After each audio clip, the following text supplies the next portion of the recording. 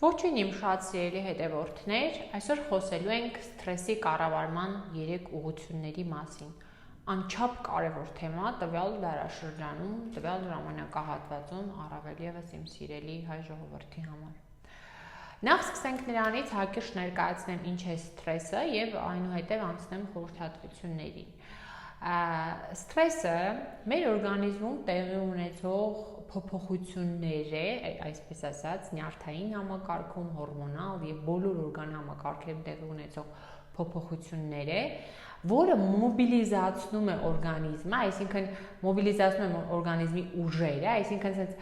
հավաքում է մարդու ուժերը, որպեսզի ներքին կամ արտաքին ազդակի նկատմամբ մարդը կարողանա պատասխան տալ, հա?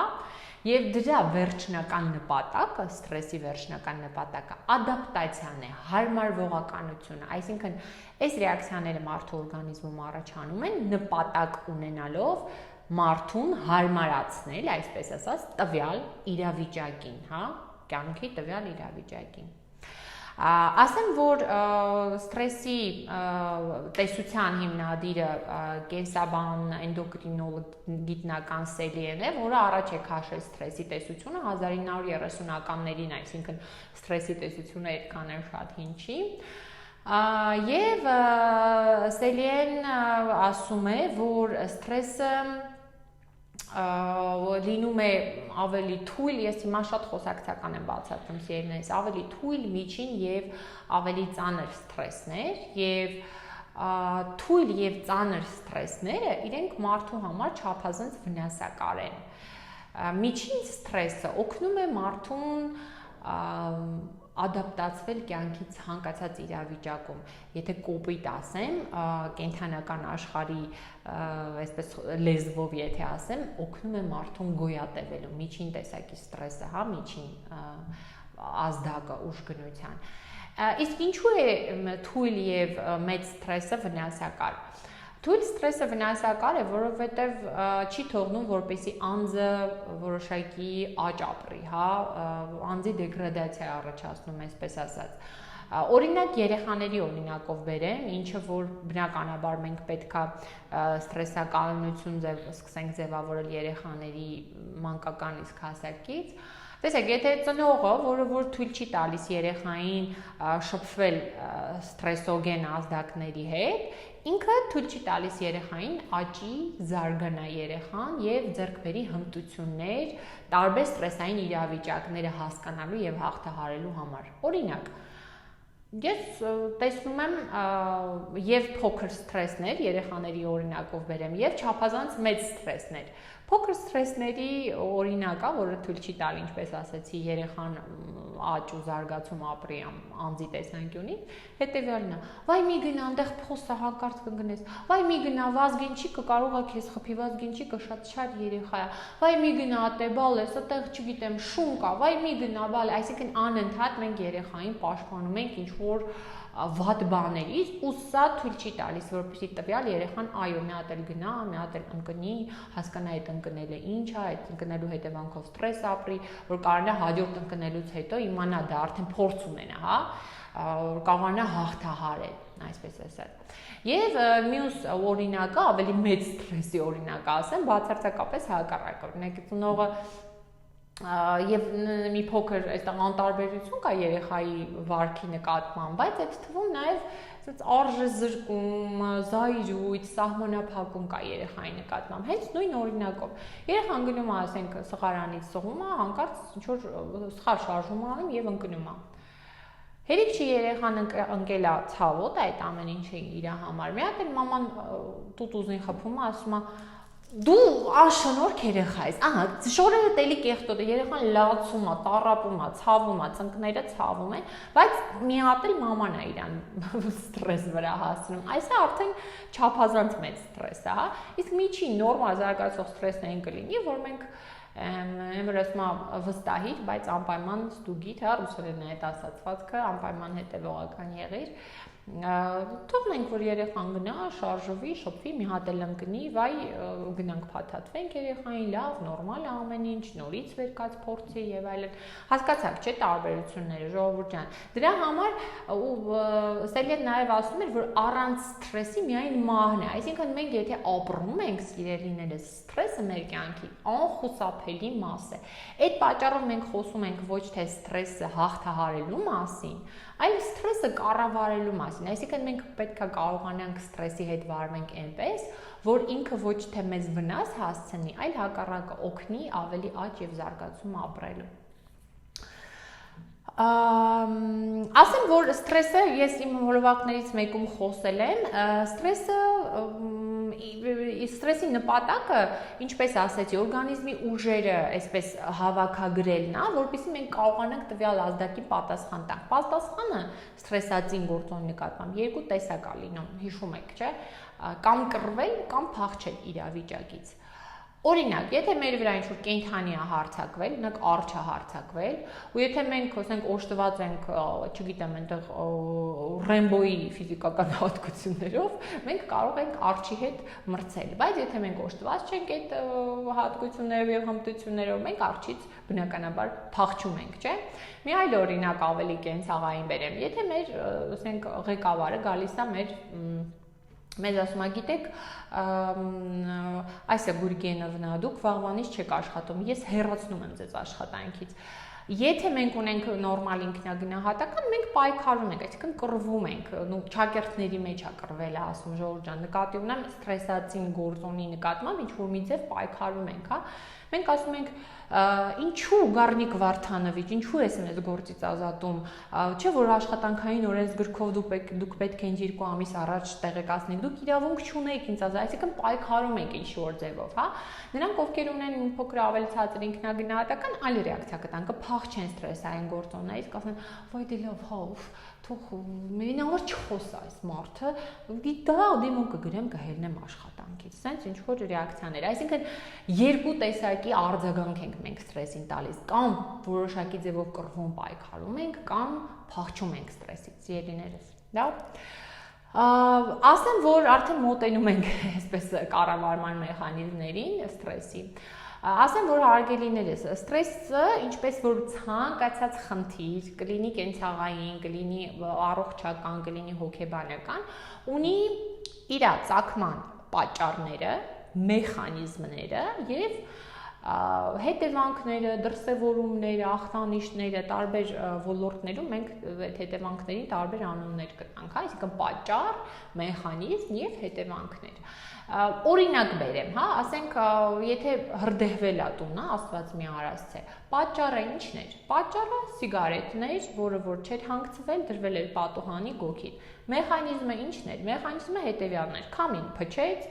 սիգարետի ծուխը տարածվեց դեպի սինթետիկ վարակույրը բռնկվեց եւ բռնկեց ամբողջ տունը։ Իսկ հետևանքը այն է, որ մենք տվյալ պահին ունենք պարզապես այրված տուն կամ կարելի ասել չունենք տուն։ Ինչ վերաբերում է առողջական տեսանկյունից, տեսեք, թոքաբորբը ասենք թե զարգացել, պատճառը ինչ դա։ Պատճառը բակտերիան է, Staphylococcus pneumoniae տեսակի, սա պետք չի որ դուք հիշեք, բակտերիան է պատճառը, հա։ Մեխանիզմը ինչ է։ Մեխանիզմը բորբոքային process-ն է, որը օրգանիզմի իմուն պատասխանի միջոցով է տեղի ունենում, հա, այնտեղ տեղի ունենում բորբոքում։ Իսկ հետևանքը կամ ախտանշանները տվյալ դեպքում ի՞նչն է։ Ջերմություն, հազ, խորհրդարություն, թուլություն, քրտնարտարություն եւ այլն, հա։ Հասկանալի եմ, չէ՞, բացատրում։ Այ հիմա վերադառնանք արդեն սթրեսին։ Սթրեսը եւս ունի իր պատճառները, մեխանիզմը եւ սիմպտոմները։ Հիմա սկսենք երևի սիմպտոմներից, հա։ Սթրեսի առաջացրած սիմպտոմները, հարգելիներս, դրանք սոմատիկ սիմպտոմներ են, այսինքն օրգանիզմում օրգանական խնդիրներ, հա, երբ մարդը ունենում է որոշակի սոմատիկ ինչ-որ գանգատ, գլուխս է ցավում, շնչառությունս լավը չի, լավ չեմ քնում, չգիտեմ, սրտխփոց եմ ունենում եւ այլն, հա, սրանք սթրեսի արդյունքներն են, ախտանշաններն են, սիմպտոմները, հա։ Եվ առաջի տեսակը սթրեսին օգնություն ցույց տալու սիմպտոմատիկ բուժում է կոչվում, որը որ կա նաև թերապիայում, հա, սա կոչվում է սիմպտոմատիկ սթրեսի կառավարումը շատ ավելի արդյունավետ է, եթե մեխանիզմի վրա ենք ազդեցություն ունենում, հա։ Մեխանիզմ ինչ ասել է մեխանիզմ։ Տեսեք, այն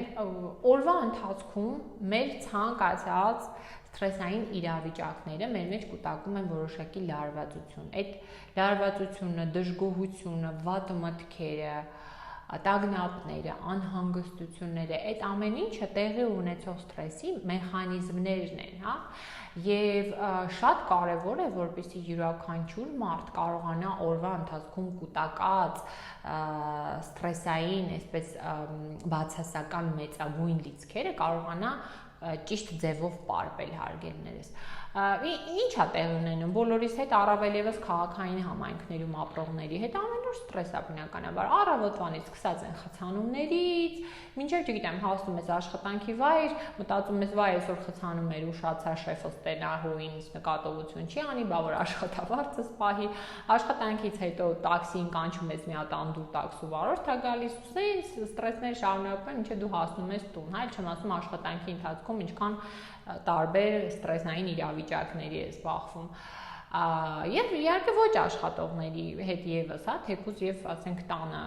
մնացած կամ չգիտեմ, այնտեղ բակ դուրս եկած մարդկանց հետ եւս շփվում են այլ մարդկանց հետ, խոսում բացական ինֆորմացիայից, մի հատ վերապրում այդ ստրեսը եւ այլն։ Վերադառնում ենք տուն ու ինչ ենք անում, ժողովուրդ ջան, շատ անգամ ստրեսը մենք պարփում ենք դեստրուկտիվ ձևով, ասենք այդ կուտակված այդ բացական էներգիան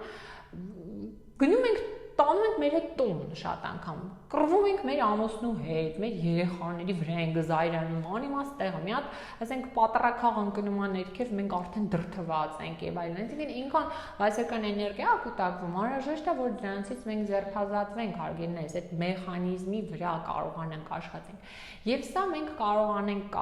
կարող ենք անել ձեզ շատ հայտնի ձևով, ինչ որ ես ձեզ ասել եմ, հարգելիներս, ամենաառաջինը ֆիզիկական ակտիվությամբ, որովհետեւ երբ որ մենք այդ էներգիան ուղղում ենք դեպի մկաններ, այդ մկանների միջոցով այդ բացական լիցքը դուրս է գալիս օրգանիզմից, այսինքն կանոնավոր ֆիզիկական ակտիվությունը օգնում է մեր լարվածությունը պարպելու։ Լարվածություն, որ ասում եմ, դուք հասկացեք տակը ինչքան անհանգստություններ, մտքեր եւ խնդիրներ, հա, կան օրվա ընթացքում կուտակած։ Մյուս միջոցները, եթե ոչ ֆիզիկական, դες կանոնավոր սպորտային ակտիվություն, մյուս մեխանիզմներն են շնչառական վարժությունները, յոգան, մեդիտացիան, իմջալոց հաջորդ հոլովակների ընթացքում անպայման մեդիտացիայի մասին խոսեմ, որը որ հիասքանչ մեթոդ է նյարդային համակարգը հանգստացնելու, կյանքին մի քիչ ուրիշ ձևով նայելու,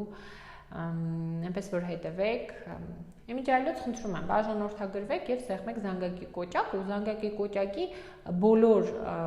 հիշեցումները ստանալու այդ կոճակը, հա, որովհետեւ ես նայեցի անցած անգամ, ինչպես անցած հոլովակում եմ ասել, բացի այն որ իմ դիտումները 80% չբաժանորդագրված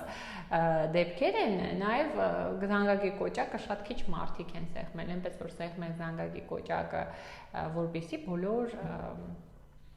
հղում են ասում, հղումները կամ բոլոր հիշեցումները ստանաք իմ ալիքի մասին։ Շարժվենք առաջ, հարգելիներս։ Ինչ վերաբերվում է սթրեսի պատճառների հետ աշխատանքի, երրորդ, հա, եւ շատ կարեւոր։ Տեսեք, այստեղ մի շատ կարեւոր բան է, այս մասին եւս բազմաթիվ անգամ խոսել եմ։ Սթրեսը ոչ այլ ինչ է, քան մեր վերաբերմունքը եւ մտքերը տվյալ ազդակի նկատմամբ, հա։ Ինքը ուրիշ ոչ մի բան չի։ Այսինքն, եթե մենք մտածում ենք, որ տվյալ բանը, որ տեղի ունեցավ մեր հետ, դա աղետալի բան է, մեր օրգանիզմում տեղի ունենում հենց նմանատիպ փոփոխություն է, տեղի ունենում այդ աղետալի ազդակի նկատմամբ սթրեսներ, բայց եթե մենք մտածում ենք, որ տվյալ ազդակը մեր համար աղետ չի, այլ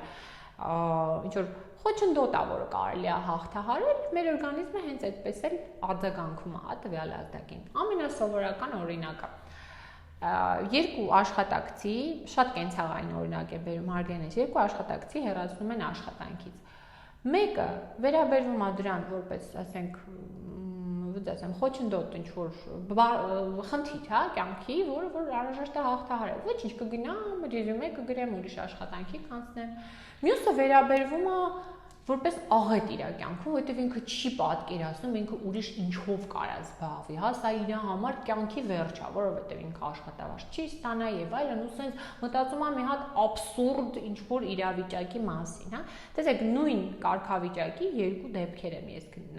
քննարկում։ Եվ նույնն է ցանկացած իրավիճակում հարգելներ, եթե դուք օրինակ տրանսպորտում բախվել եք ինչ որ անznավորության հետ, որը որ տհաճա, եւս արձագանքները տարբեր կարող են լինել, մտքերը տարբեր կարող են լինել։ Հիշում եք, ես ասում էի նախորդ հոլովակների ընթացքում ասել եմ, որ մենք այսօր մտածում ենք մեր նախորդ օրվա մտքերի 95%-ը, հետեւաբար մենք նոր բան չենք մտածում, սիրելիներս, առանձնապես նոր բան չենք մտածում։ Այդ պատճառով սթրեսի կառավարման ամենակարևոր մեխանիզմը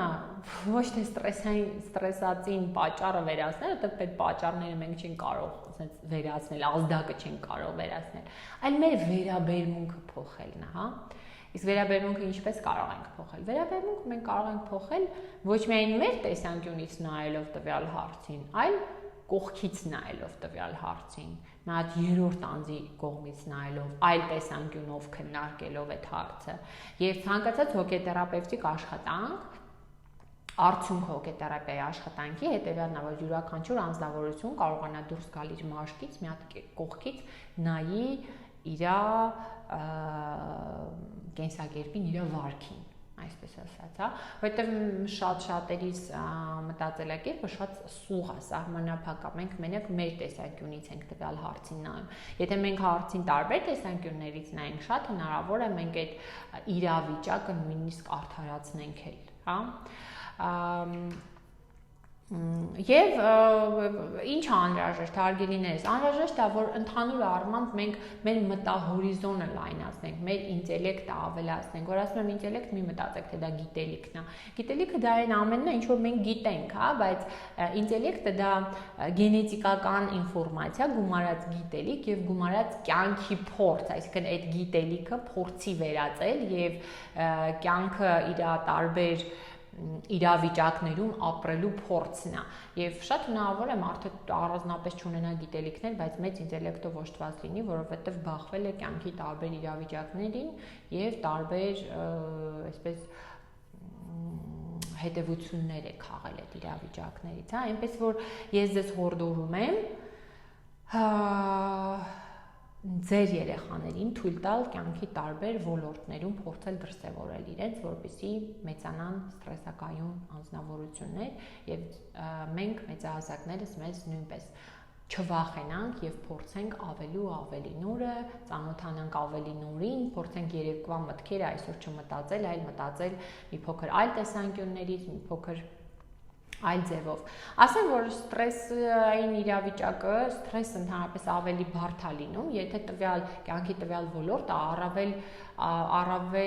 կարևոր է քեզ համար։ Օրինակ, եթե ինձ համար կարևոր է, խիստ կարևոր է ընտանիքը, ընտանիքում ծագած խնդիրները ինձ համար բնականաբար ստրեսային կլինեն։ Եթե ինձ համար կարևոր է աշխատանքը, աշխատանքում ծագած խնդիրները ավելի ստրեսային կլինեն։ Դրա համար ստրեսի կառավարման ամենակարևոր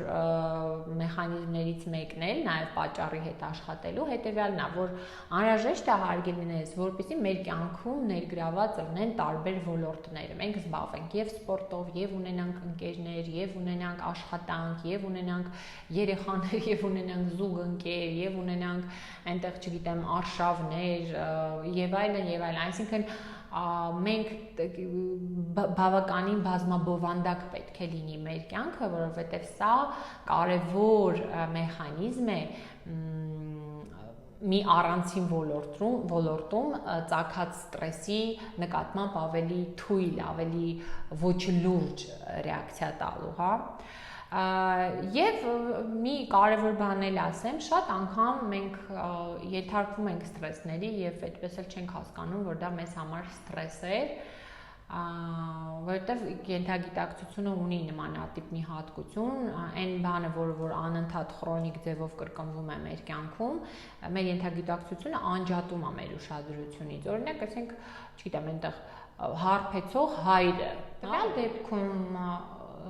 երբ որ պացիենտին հարցնում ես միգուցե ստրեսային ինչ որ իրավիճակների մեջ ես անդադու գտնվում, ասում է չէ, դե նորմալ ապրում է ոնց որ բոլորը։ Իրականում ինքը պարզապես անջատել է այդ հարբեցող հորը իր կյանքից, բայց միևնույն է իր օրգանիզմում տեղի ունենում այնպիսի փոփոխություններ, որոնք բնորոշ են ստրեսին, հա, եւ այս ստրեսները ամենավտանգավորն են մեր կյանքում, որովհետեւ եթե այս ստրեսները, որ մենք նկատում ենք, մենք գոնե իրենց նկատմամբ որոշակի քայլեր կարող ենք ձեռնարկել, հա, մենք ինքներս մեզ